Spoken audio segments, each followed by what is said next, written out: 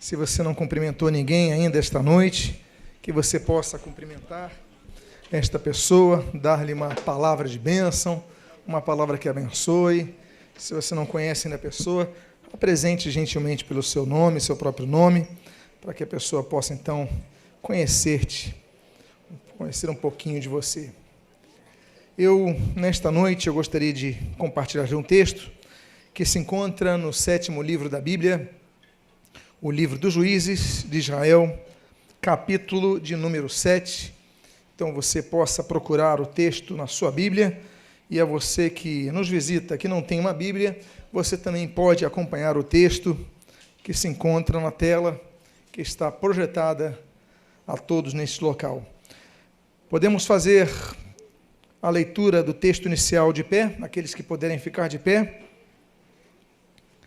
Vamos ler o texto que segue, Juízes, capítulo número 7, versículo de número 2, no qual nós lemos: Disse o Senhor a Gideão: é demais o povo que está contigo, para eu entregar os midianitas nas suas mãos. Israel poderia se gloriar contra mim, dizendo: a minha própria mão me livrou. Oremos. Pai amado, lemos a tua santa e preciosa palavra e pedimos, Deus, fala conosco nesta noite. E o que nós pedimos, nós o fazemos agradecidos em nome de Jesus. Amém e amém. Pode tomar o seu assento. Costuma-se dizer que o livro dos Juízes, o 7º livro da Bíblia, é o livro mais violento da Bíblia. É um livro que há muita matança, um livro que há muita morte. É um livro, por exemplo, que já inicia no primeiro versículo falando sobre a morte de alguém, no caso de Josué, o sucessor de Moisés. O livro, então, transcorre a partir da morte de Josué, e se nós temos um bom exemplo de Josué, bons exemplos na vida de Josué, um homem que foi muito leal a Moisés, um homem que foi muito correto, um homem que foi um braço direito, um sustentador, mas se nós tivermos que dar um mau exemplo na vida de Josué, o mau exemplo se dá no fato de que ele não preparou a liderança que havia de sucedê-lo. Moisés preparou Josué durante anos. Josué, quando vai assumir Israel, Josué tem noções de governabilidade, Josué tem noções de administração militar, Josué tem várias noções de administração de um governo, mas Josué, quando então morre, deixa um vácuo no poder. Afinal de contas, quem governaria Israel? Moisés tinha um plano unificado, Deus dera um plano unificado a Moisés. Vocês vão sair do Egito como um povo, eu vou colocar vocês numa terra, e lá então vai ser distribuída, essa terra vai ser distribuída. Agora, quando eles chegam lá, cada um cuida do seu canto, e aquela uniformidade vai se deteriorando. Israel é um povo, os hebreus são um povo, mas estão divididos em 12 tribos, cada uma pensa em si. Não havia, depois da morte de Josué, um líder que unificasse. E com esse individualismo das tribos, ficava mais fácil que os adversários chegassem e começassem a ocupar terreno, o terreno que foi invadido. No período por exemplo, de Gideão, nós temos os midianitas como uma grande força, nós tivemos os amonitas, vários povos cananeus, várias vezes conquistando e reconquistando regiões que outrora pertenciam ao povo a quem Deus chamou para dominar aquela terra. O livro se chama o livro dos Juízes, não porque estamos falando de juízes togados, não estamos falando de pessoas que cursaram direito, nada disso. São líderes que se põem como juízes porque eles, por causa das vitórias que eles têm contra os inimigos, eles ganham autoridade moral sobre o povo para que pudessem julgar o povo. Então, nós temos uma lista de vários juízes. Nós temos, por exemplo, da listagem, nós temos Otoniel, começa com Otoniel, a Bíblia diz que ele foi cheio do Espírito Santo. Nós temos, por exemplo, Eude, que governou 80 anos. Nós temos Sangar, que governa pouco tempo. Nós temos Gideão, que aparece na história. Nós temos Abimeleque. Nós temos Tola. Nós temos Jair. Nós temos Jefté. Nós temos Sansão. Nós temos Eli. Nós temos Samuel. São vários juízes que Deus levanta, isso para não falar de Débora, junto com Baraque. São vários juízes que Deus levanta para governar Israel. O livro dos Juízes mostra, então, que nas várias ocasiões que o povo tinha uma vida com Deus, eles tinham paz. Mas quando estavam numa vida muito tranquila, começava a dar as costas para Deus, então via o juízo através de outros inimigos. O contexto que nós lemos aqui, nós vemos um contexto muito interessante. Deus chamou um homem, cujo apelido, o nome dele é Gideão, mas o apelido era Jerubaal. Era um homem que vai ser levantado para destruir os altares de Baal, os altares do deus cananeu, chamado Baal. Era o deus da chuva, o deus dos relâmpagos. Era um deus muito cultuado em vários locais, não apenas em Canaã, mas em vários outros locais, porque a agricultura, a sociedade era muito agropecuária, necessitava muito de chuva. Então eles clamavam muito para Baal. Diz os estudos das regiões comparadas, dizem que Baal dormia por 6 meses, exatamente no período da seca. Então, ele dormia um sono muito profundo, e para acordá-lo se fazia um culto com muitos tambores, com muitas trombetas, um culto muito barulhento para que ele acordasse. Tanto é que no Monte Carmelo, quando estamos ali com os Baalins, o próprio profeta Elias, ele vai falar de maneira até irônica, olha, falem mais alto, gritem mais alto, para ver se ele acorda, ele deve estar dormindo, por quê? Porque esse era o conceito. Então, quando Baal, ele acordava, ele acasalava com a sua consorte, e nesse acasalamento vinha a chuva sobre a terra, e por causa disso, então, ele era tão cultuado. Pois bem, não viemos aqui para falar de Baal, mas estamos dando um contexto do fato de que Israel, muitas vezes, por causa da seca, começava a voltar-se a Baal. Por causa de outras necessidades, começava a voltar-se para outros deuses. Por passar por dificuldades, muitas vezes, pessoas que servem ao Senhor começam a desanimar de frequentar a igreja, começam a desanimar a oração, começam a fraquejar em sua fé, porque estão passando por momentos difíceis. E muitas vezes, quando vencem esses momentos, se lembram de sua força, se lembram de tudo, só não se lembram que é o Senhor que concede a vitória. Esse texto, nós vemos então, depois que Gideão faz a prova a Deus, aquela questão do novelo molhado, do novelo seco, Deus então o chama e diz o texto que nós vamos reler agora, do versículo 2. Eu quero falar das 3 fases da vida, da vida para a vitória, e dos 3 instrumentos que nós devemos usar. Nessa primeira fase é a chamada fase de preparação para a batalha. Diz esse versículo 2 que nós lemos e agora vamos reler. Disse o Senhor a Gideão: é demais o povo que está contigo para eu entregar os midianitas nas suas mãos. Israel poderia se gloriar contra mim, dizendo: a minha própria mão me livrou. Deus, muitas vezes, nos impõe limites para trabalhar em nosso caráter.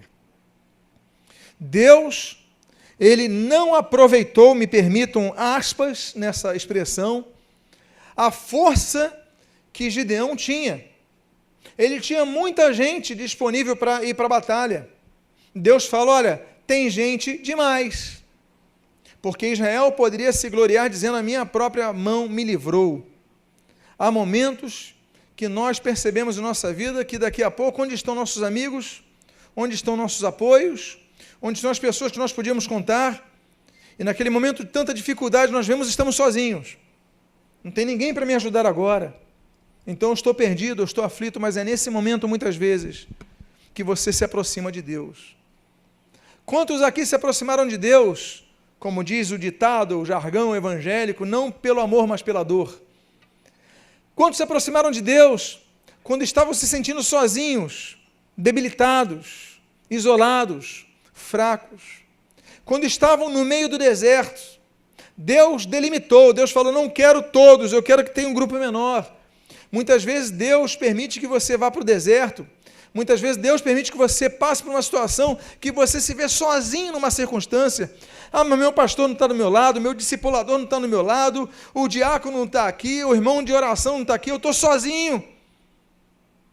Então eu não consigo, mas é nessas horas que Deus quer que você se aproxime dEle, que você busque ao Senhor, para que você entenda que a tua vitória não veio pela tua força, nem veio pelos teus amigos, mas veio do Senhor. E a primeira fase, então, essa primeira fase da preparação continua no versículo 3, quando nós lemos, apregou-a, pois, aos ouvidos do povo, dizendo, quem for tímido e medroso, volte e retire-se. E então, voltaram do povo 22.000 e 10.000 ficaram. Havia 32.000 pessoas em condições de lutarem aquela batalha. Um exército de 32.000 pessoas não é um exército pequeno, também não é um exército grande, mas tem um bom para aquele contexto, para aquela época, para a população da época, era um exército temerário. As pessoas viam 32.000 homens preparados, dispostos para a batalha. Opa! E Deus fala assim, não, manda os medrosos e os tímidos que saiam. E diz a Bíblia que dos 32.000, 22.000 saem, ficam 10.000. Amados irmãos, se o Ibope perguntasse, como ele eventualmente o faz, qual a sua religião? Muitos diriam, eu sou evangélico. Ora, por que você é evangélico? Porque você frequenta uma igreja.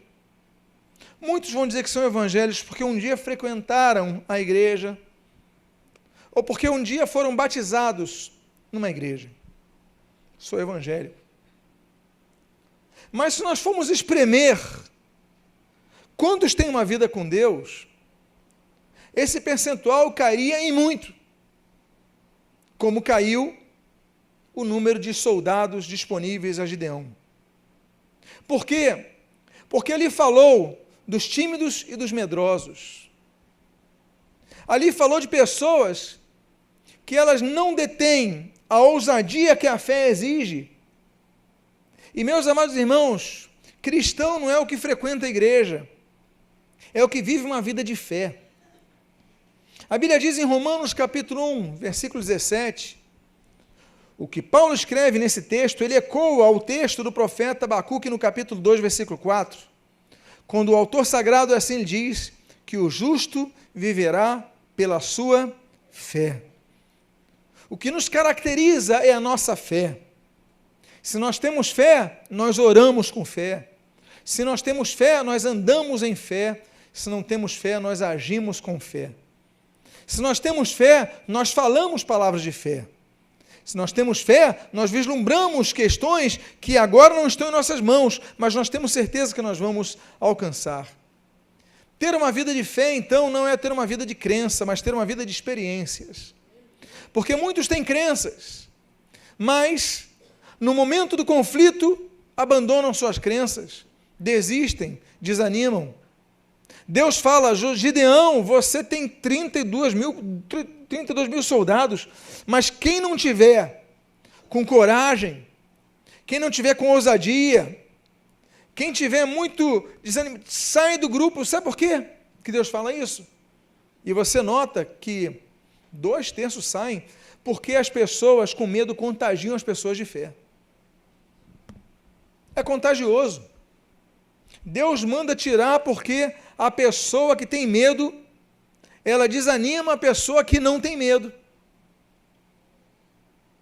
E muitas vezes Deus permite que haja separações em nosso convívio, que nós percamos muitas vezes a convivência com determinadas pessoas, e você não entende, mas é Deus agindo em prol da sua vida. Você não está entendendo por que isso está acontecendo, porque essa pessoa parou, porque essa pessoa às vezes está te fazendo mal e você não estava notando. Muitas vezes nos isolarmos de certas pessoas é o remédio que nós temos para melhorar. E aqui então Deus fala e diz a Bíblia que voltam 22.000 e 10.000 ficam. No versículo 5 nós lemos então: fez Gideão descer os homens às águas. Então o Senhor lhe disse: todo que lamber a água com a língua, como faz o cão, esse porás à parte, como também todo aquele que se abaixar de joelhos a beber. Deus faz uma segunda triagem diante de Gideão. Ele fala o seguinte: olha, estão todos com sede, ali tem um ribeiro, tem um rio, tem um riacho. Gideão, você vai ficar olhando para cada um. Quem se agachar para beber a água olhando para baixo, você separa, você fala, sai do grupo. Por quê? Porque eles estavam em guerra. Se você está em guerra, você não pode beber a água olhando para baixo, você tem que beber a água olhando para frente. O que isso nos ensina? Isso nos ensina que muitas vezes nós somos pessoas com fé, como era o grupo dos 10.000, mas apesar disso, nós somos pessoas que relaxamos no momento que nós não podemos relaxar. Muitos perdem a batalha na sua vida espiritual, porque dormem na hora que não podem dormir, porque relaxam na hora que devem estar atentos. E aquele que tomava água olhando para baixo, ele é retirado do grupo, só ficando aqueles que estavam tomando água olhando para frente, atentos. Deus, a Bíblia mostra que esses homens eram corajosos, os medrosos tinham saído, os tímidos tinham saído, os que não tinham convicção nem desejo de estar na guerra tinham saído. Esses homens eram corajosos, mas não eram aptos. Porque coragem não é tudo. A fé nos salva. A fé transforma a nossa vida. A fé nos faz ter a vida eterna. Mas tem muita gente que tem fé que cai no pecado. A pessoa tem fé, evangeliza, prega, canta, toca, trabalha na igreja e daqui a pouco está tendo um caso. Daqui a pouco roubou. Daqui a pouco isso ou aquilo. Pessoas que tinham fé, por quê? Porque tomaram água olhando para baixo. E aí quando você olhou para baixo, você não viu o inimigo se aproximando. E quando ele se aproximou, já era tarde demais. Por isso que o Senhor Jesus, ele ensina. E a regra, aquela que deve manter-se em nossa mente sempre é orai e pregai. É isso? Não. Orai e evangelizai. É isso? Não. Orai e vigiai. Para que não o quê? Caiais em tentação. Para que você não ceda à tentação. Porque quando a tentação estiver chegando ao longo, e você estiver com uma certa distância, se você estiver bebendo água, uma necessidade, mas se você estiver olhando para cima, opa, não se aproxima daqui. Mas se você permitir que se aproxime demais, daqui a pouco você está totalmente enjaulado nisso. Na escola de líderes, nós temos uma aula falando sobre ética ministerial e ali nós falamos sobre ética pastoral. E nesses tempos de uma comunicação rápida, nós somos uma geração do WhatsApp. Quando nós começamos a escola ministerial, nós já éramos a geração do e-mail. Então, se você começar a receber, eu falo para os pastores, missionários, eles foram meus alunos, eles sabem o que eu vou falar aqui, porque eu dei aula para eles sobre isso. Você recebe e-mail de uma irmã, estou falando no caso dos homens, e ela começa com uma certa intimidade, e você tem que ser mais direto, mais curto e mais grosso. Me permito aqui a terminologia. Se você for muito... você começar a ceder o espaço, daqui a pouco vem um e-mail mais, e você começa a responder, daqui a pouco você está com seus sentimentos atrelados. Daqui a pouco vem o encontro, daqui a pouco vem intimidade, e daqui a pouco você está atraído. Por isso que eu falo, aprendam a cortar. Aprendam a cortar o perigo, não quando ele está muito próximo, mas quando você já percebe ele ao longo. Essa é a hora de você cortar, mantém distância. Vão ser julgados, vão ser muitas vezes chamados de mal educados e tudo mais, mas mantém distância. O que eu ensino também para eles, e eles fizeram a escola de líderes, é o caso de gabinetes pastorais. Se você nota o gabinete pastoral, a pessoa tentando uma aproximação maliciosa, corta a pessoa. Mas há necessidade de marcar um segundo gabinete, vai com a tua esposa. Mas tudo para manter distância. E o caso deles é o caso que se aplica a todos nós, a todo cristão. Se você beber água olhando só para baixo, você não vai notar, e daqui a pouco, quando você abrir os teus olhos, o perigo já está do seu lado, como aquela sucuri, cujo exemplo já dei tantas vezes, aquela cobra que ela não é rápida, ela é lenta, ela vai rodeando a sua presa, e daqui a pouco, quando você vê, você está preso. Então Deus fala para Josué: você quer ter vitória, Josué? Então tira. Josué deve ter questionado, mas é a maioria. Tira todo aquele que beber água olhando para baixo. Eles têm coragem, mas estão dando muita margem. Próximo texto que nós vamos ler está nos versículos 6 e 7. Quando assim é registrado, que foi o número dos que lamberam, levando a mão à boca, 300 homens. E todo o restante do povo se abaixou de joelhos a beber a água. Então disse o Senhor a Gideão: com estes 300 homens que lamberam a água, eu vos livrarei, e entregarei os midianitas nas tuas mãos, pelo que a outra gente toda se retire, cada um para o seu lugar. Qual era o número inicial de soldados? 32.000. Na primeira cortada, quantos saem? 22. Sobram quantos? 10.000. Saem 2/3. Fica 1/3. Dos 10.000, agora vão sobrar quantos? 300. São os homens que vão sobrar para a batalha. Amados irmãos, nunca o cristianismo equivaleu quantidade à qualidade. Jesus, por exemplo, ele quando iniciou o seu ministério, ele tinha multidões que o seguiam. Nós temos alimentação de 5.000, nós temos alimentação de 7.000 homens, nós temos multidões que seguiam Jesus. Mas quando Jesus está naquela cruz do Calvário, apenas 3 mulheres e um jovem, que é o João, estavam ali, os outros escondidos. O próprio Pedro, que há poucas horas negaram o Senhor Jesus, tiveram que ficar com o coração amargado, quando se cumpriu a profecia do mestre, quando ao ouvir o galo a cantar. Cadê as multidões? Cadê os paralíticos que andaram quando Jesus estava na cruz? Cadê os cegos que enxergaram quando Jesus estava na cruz? Cadê aqueles que 3 dias antes gritaram: Hosana! Bendito aquele que vem em nome do Senhor, e colocaram os ramos no chão, quando Jesus entrar em Jerusalém, onde estava aquela multidão. 3 dias se passaram e havia 4 pessoas ao pé da cruz.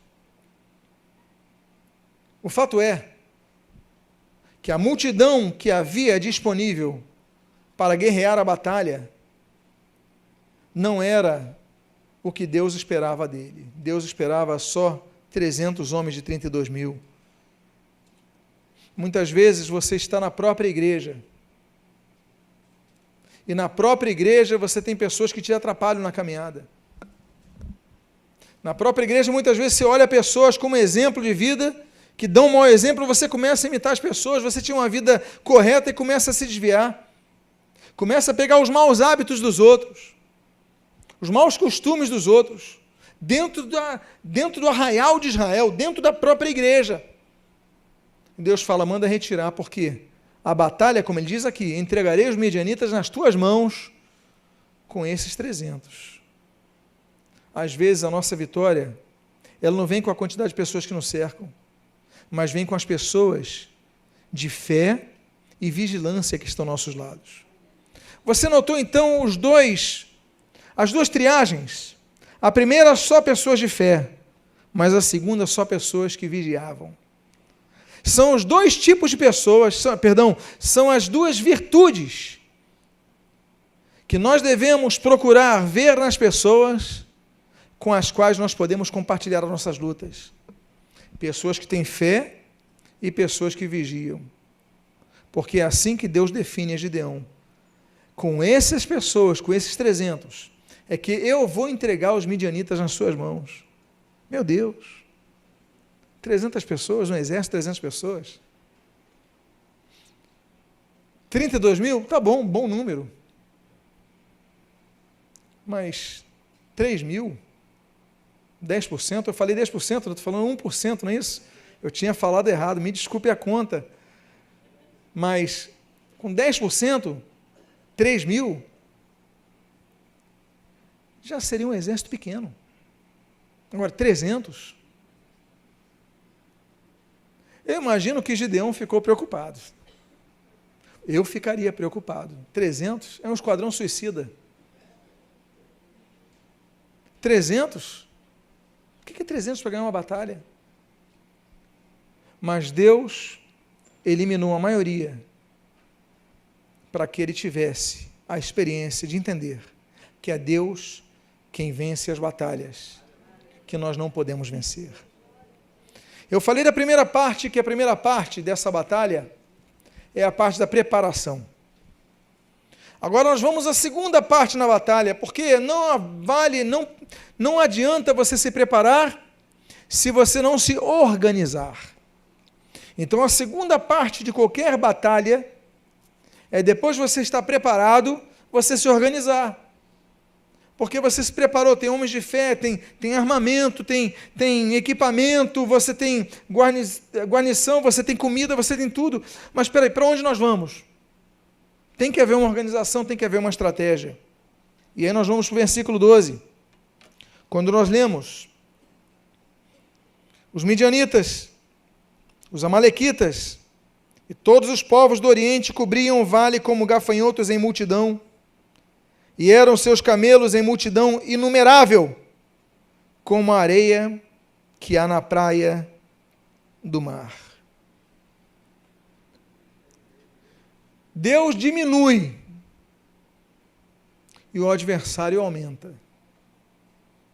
Porque o problema era os midianitas, não eram os midianitas? Mas o que você está lendo no texto? Os midianitas, os amalequitas e todos os povos do Oriente. Enquanto o exército de Gideão diminui em quantidade, o exército dos inimigos aumenta em quantidade, ao ponto de que os camelos eram inumeráveis. Ao menos 30 mil eles tinham noção de contagem. Se o autor sagrado podia dizer que eles tinham 32 mil, é porque até 30 mil eles tinham um cálculo. Mas para ele dizer que só os camelos, eles eram como a areia do mar, não dá para contar, é porque eram muito mais do que 32 mil, senão eles choraram, mais ou menos 30 mil. Eles não sabem contar, é muito, só de camelo. Então, meus amados irmãos, muitas vezes nós notamos que quanto mais você está obedecendo a Deus, parece que mais inimigos estão aumentando na sua vida. Você não entende. Senhor, eu estou te obedecendo. Eu leio a tua palavra. Eu oro. Eu vou no culto. Eu oferto, eu dizimo. Eu vou na reunião de oração. Eu me santifico. Agora os problemas aumentam. As dificuldades aumentam na minha vida. As minhas orações não estão sendo respondidas. E você começa a ver que teu problema é os midianitas, agora você está vendo os amonitas, você está vendo outros povos. E aí você começa a ficar preocupado. Por quê? Porque se você antes já tinha uma perspectiva de grande combate, agora você vê que não tem chance quase nenhuma para isso. Não estranhe quando os inimigos aumentarem, quando você estiver buscando mais a Deus. No versículo 16, nós lemos: então, repartiu os 300 homens em 3 companhias, e deu-lhes a cada um nas suas mãos trombetas, cântaros vazios e tochas neles. 3 coisas: trombeta numa mão, na outra mão cântaros vazios e dentro dos cântaros tochas neles, nos cântaros. Tinham 2 mãos. Espera aí, pastor. O senhor falou que eles estão indo para uma guerra. Falei. Falou que o exército tem 1% do que tinha originalmente. Falei. Falou também que a quantidade de inimigos aumentou. Falei. Ok.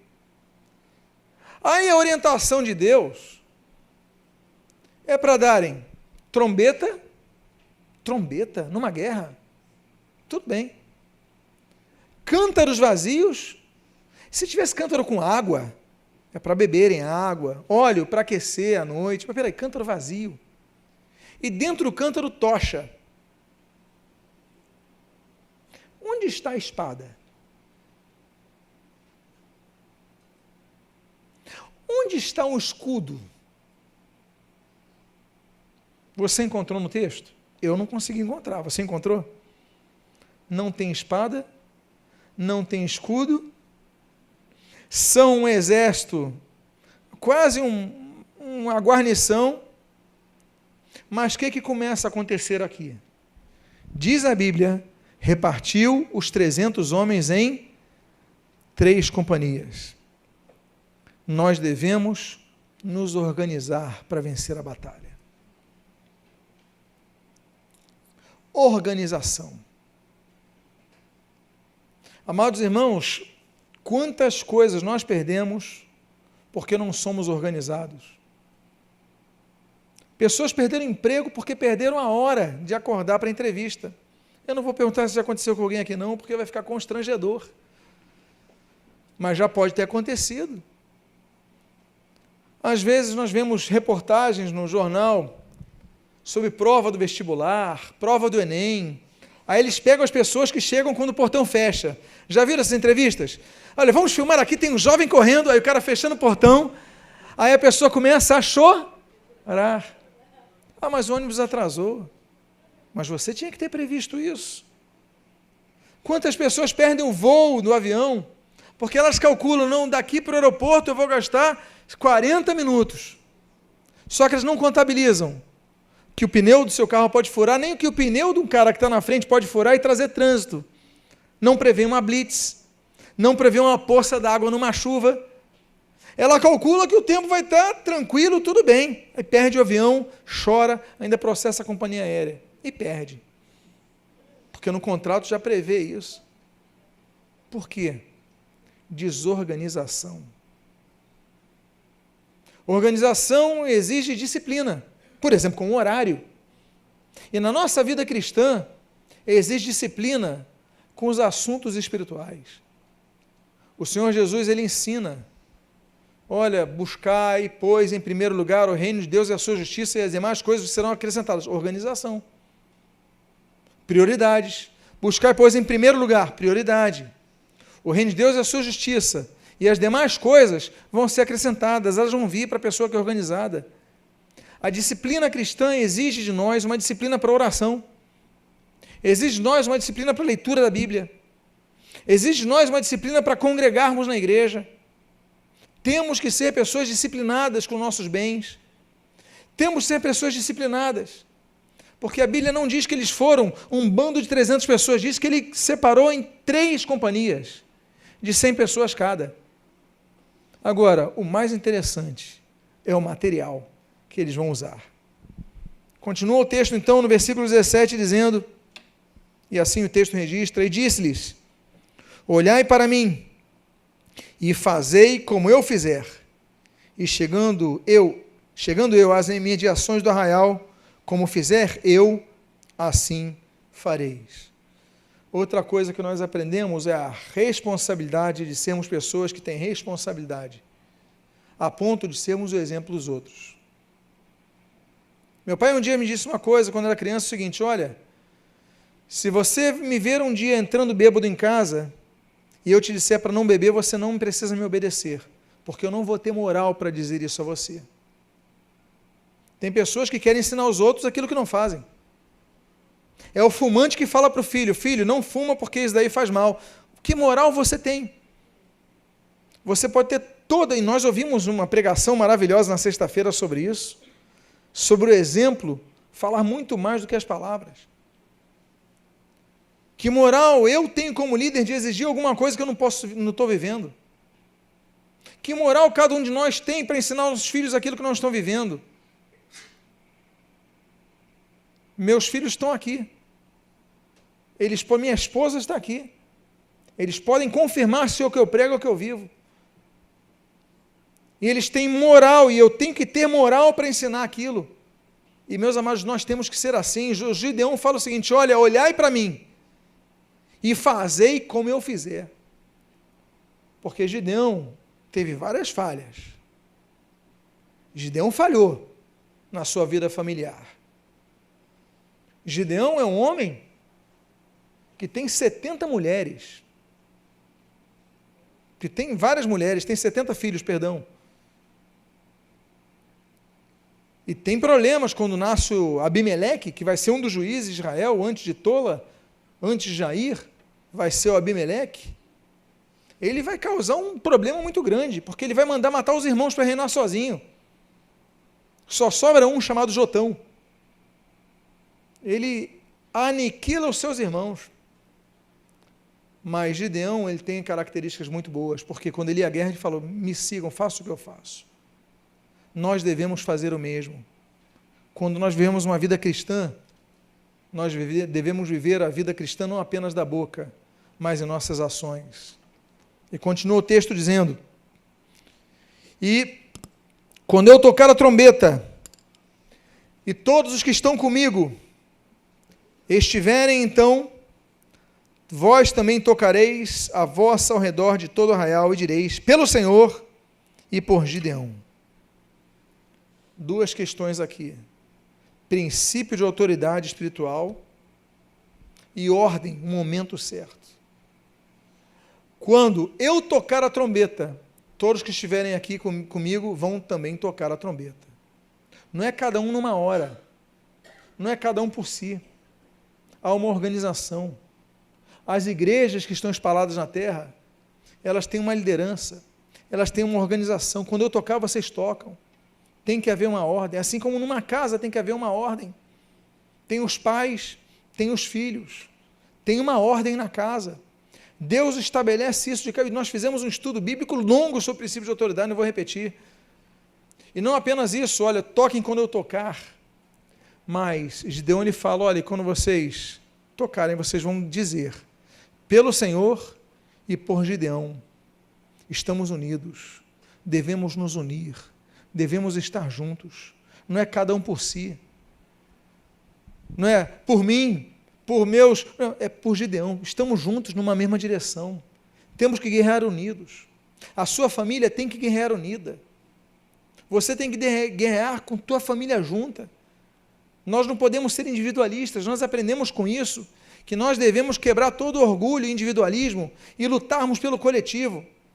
E a Bíblia então continua dizendo, no versículo 19, na sua primeira parte: chegou, pois, Gideão, e os 100 homens que com ele iam às imediações do arraial, ao princípio da vigília média, havendo-se pouco tempo antes trocado as guardas, e tocaram as trombetas. Organização. Havendo-se pouco tempo antes trocado as guardas. Ele não tocou em qualquer momento. Olha a estratégia militar de Gideão. Quando trocar a guarda, está saindo um grupo que está cansado, dos inimigos, estão cansados, ficaram em guarda várias horas, eles estão indo dormir, e logo está vindo um grupo que ainda está relaxado demais, não está atento no trabalho, estão vindo, estão conversando, comeram agora. Esse é o momento de nós atacarmos. Há vitórias nossas que exigem de nós inteligência. Tem pessoas que querem evangelizar o marido. Ah, o meu marido não quer aceitar Jesus, não quer vir para a igreja e tal. Minha irmã, como é que... Ah, estava na final da Copa do Mundo, eu fiquei na frente da televisão evangelizando ele, não queria me ouvir. Como é que você vai ganhar esse marido? Ele vai falar: sai daí. Aí que você falou para ele? Falei, você continua assim, vai para o inferno. Tem que ter sabedoria, tem que saber a hora certa. A Bíblia diz que é momento de falar e é momento de calar. Às vezes você quer evangelizar o patrão, os colegas de trabalho, no meio do expediente, você vai ser mandado embora, daqui a pouco está falando, fiquei desempregado. Por quê? Porque você não agiu certo. Não é todo momento, é o momento certo, o momento oportuno. Claro, devemos evangelizar em todo o tempo, mas nós devemos ter inteligência para evangelizar. Então não é no final da Copa, não é no final do campeonato que o teu time está vendo lá, você está vendo o teu time, você está, vamos conversar uma coisa, vamos conversar um assunto sério. O teu marido vai falar, você está brincando comigo. Nós devemos ter inteligência. Josué, a gente não sabe quantos minutos ou quantas horas ele esperou, mas ele falou, só vamos tocar a trombeta quando o pessoal começar a deitar, o pessoal que está cansado e o pessoal que está pegando a guarda, começar a trabalhar. Esse ínterim, esse momento é o momento do ataque. Trabalhemos com inteligência, porque tocar a trombeta é anunciar algo. Tocar a trombeta é anunciar a palavra. Primeira arma que nós devemos usar são as trombetas. Primeira arma que o crente tem que ter é a evangelização. Nós devemos evangelizar com a trombeta, com o clangor das trombetas. As trombetas, elas serviam para unir o povo. Lembram-se, quando Deus dá uma instrução, por exemplo, a Moisés, ele fala assim, olha, e vocês farão 2 trombetas de prata. Quando nós vamos nas viagens de Israel, eu sempre levo o pessoal no local chamado Instituto do Templo. Nós tivemos, inclusive, uma manifestação essa semana em Jerusalém, das pessoas querendo a construção do templo, terceiro templo. Esses objetos já estão prontos no Instituto do Templo, eu mostrei lá, aqui as 2 trombetas de prata. Aquelas trombetas de prata, elas serviam, não as originais, as que fizeram para o terceiro templo, elas serviam para juntar o povo. As trombetas servem para anunciar unidade, mas também anunciar o juízo, a batalha, a ida à guerra. Nós devemos viver uma vida, meus amados irmãos, que as trombetas estejam em nossas mãos para que nós toquemos. Nós temos a palavra de Deus e muitas vezes nós não tocamos a palavra de Deus. Nós temos a Bíblia e não pregamos pela palavra e pelos exemplos. Nós devemos tocar a trombeta, nós devemos viver o evangelho, as pessoas têm que ver luz em nossas vidas. Por quê? Porque quando estavam trocando a guarda, eles tocaram a trombeta. Eu imagino que o pessoal que estava relaxado ficou confuso. Eu imagino que o soldado que dava depois de horas e horas e horas em guarda, ele acordou assustado. Todos sendo pegos despreparados. E essa foi a hora de tocar a trombeta. A primeira arma que nós temos, a trombeta para anunciar a palavra de Deus. Depois nós temos uma segunda coisa muito importante, quando nós lemos no final do versículo, na continuação do versículo número 19. E quebraram os cântaros que traziam nas mãos. Quebrar o cântaro, meus amados irmãos, aponta muitas coisas na Bíblia, mas uma delas é o quebrantamento que nós devemos ter da nossa alma, o quebrantamento que nós devemos ter do nosso homem exterior. Muitos querem fazer a obra de Deus, muitos querem seguir a Jesus, mas o seu coração ele continua sufocando a boa semente que está lá dentro.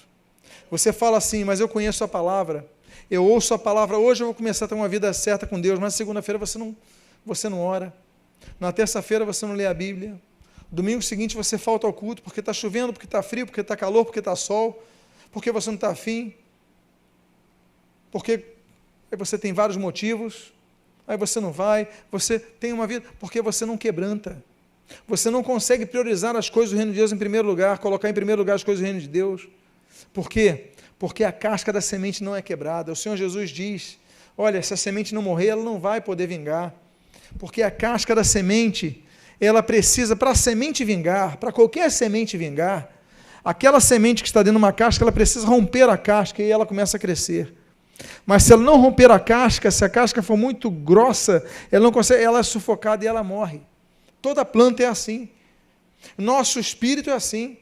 Deus transforma o nosso espírito, o Espírito Santo de Deus fala o nosso espírito, mas nós temos uma casca chamada alma, a vontade do homem, a raiva, o ódio, o rancor, tantas coisas, e você quer fazer as coisas boas de Deus, mas aquela casca não é rompida, ela fica sufocando, e daqui a pouco aquela semente é sufocada. Você queria fazer tantas coisas, você não faz, por quê? Porque aquela semente sufoca. É momento, quando você for na batalha, de lembrar: eu tenho que quebrar esse cântaro, eu tenho que quebrar essa coisa que eu construí, que abafa, ela tem que ser quebrada. É a segunda coisa que nós devemos ter, o segundo objeto que nós devemos ter para ser quebrado numa batalha. E por fim, nós temos mais um objeto. A Bíblia diz, no versículo número 20, com o qual eu encerro esta mensagem nesta noite: assim, tocaram as 3 companhias as trombetas e despedaçaram os cântaros e seguravam na mão esquerda as tochas e na mão direita as trombetas que tocavam, e exclamaram: espada pelo Senhor e por Gideão. Meus amados irmãos, eles pegam as tochas e começam a acender as tochas. 3 companhias de 100 pessoas, o acendimento era rápido. Havia uma tocha acesa, você colocava a tocha no outro e rapidamente aquelas 100 estavam prontas, outras 100 estavam prontas e outras 100 estavam prontas. Talvez se fossem 10 mil, 32 mil, não conseguissem acender aquelas tochas com tamanha rapidez. Mas o fato é que a tocha representa algo fundamental para estarmos na guerra. A tocha representa o fogo, que o fogo representa o Espírito Santo em nossas mãos, em nossas vidas, nosso espírito. Nós devemos estar cheios do Espírito. O Espírito tem que aquecer o nosso coração, o Espírito tem que falar o nosso espírito, tem que falar o nosso coração, tem que nos dar direção. Senão nós seremos pessoas que faremos a batalha com nossa própria força, mas quem dá a vitória é o Senhor. Eu quero convidar você aqui, por favor, fique de pé. Eu quero convidar você, ao ficar de pé, a fechar os seus olhos. Eu quero fazer neste momento 2 convites muito especiais nesta noite. Enquanto estão todos de olhos fechados, eu queria convidar a você que quer entregar a sua vida ao Senhor Jesus, ou que quer voltar aos caminhos do Senhor, que você possa levantar a sua mão. Tem alguém aqui em nosso meio que gostaria de entregar a sua vida ao Senhor Jesus nesta noite, ou voltar aos caminhos do Senhor Jesus nesta noite? Levante sua mão agora. Alguém aqui nessa noite? Alguém aqui em nosso meio? Eu queria fazer uma segunda oração. A você que está enfrentando uma batalha, você veio neste culto, está ouvindo essa mensagem, e você nesta noite entendeu que precisa quebrar o cântaro do orgulho do seu coração, precisa dar lugar ao Espírito Santo. Esse Espírito Santo, ele tem que flamejar em tua vida, e você tem que reluzir o som de Deus na sua vida, tocando a trombeta, vivendo o Evangelho. Se você é uma das pessoas que entende que precisa se aperfeiçoar nisso, coloque a mão no seu coração. Eu quero orar por sua vida. Pai amado, em nome de Jesus, eu quero te louvar, eu quero te agradecer, eu quero te engrandecer pela tua palavra que foi nesta noite proclamada, aqui ela foi pregada, aqui ela foi anunciada. Deus amado, que sejamos pessoas quebrantadas diante de ti, que teu Espírito Santo flameje em nossos corações e que através de nossas vidas seja o ressoar constante, claro, límpido da tua voz, através de nossas palavras, mas não somente através destas, mas através do nosso exemplo de vida. Abençoa as nossas vidas, faz-nos nós cristãos verdadeiros, onde a luz do Senhor reflete em nossa vida, e que nós possamos vencer a batalha, que seja uma batalha vencida, não com 32 mil, não com 22 mil, não com 10 mil, mas apenas com 300, com menos. Às vezes nós temos menos recursos que nós tínhamos, mas esse momento é o momento que muitas vezes Deus permite que nós cheguemos, para que nós conquistemos a batalha. É confiando no Senhor, é obedecendo no Senhor, é estando unidos e organizados. Pai amado, dá-nos vitória. Eu peço, dê vitória ao teu povo, a cada um aqui. E o que eu te peço, eu te agradeço em nome do Senhor Jesus. Amém e amém. Diga à pessoa que está do seu lado, que Deus te dê essa vitória em nome de Jesus. Pode tomar o seu assento.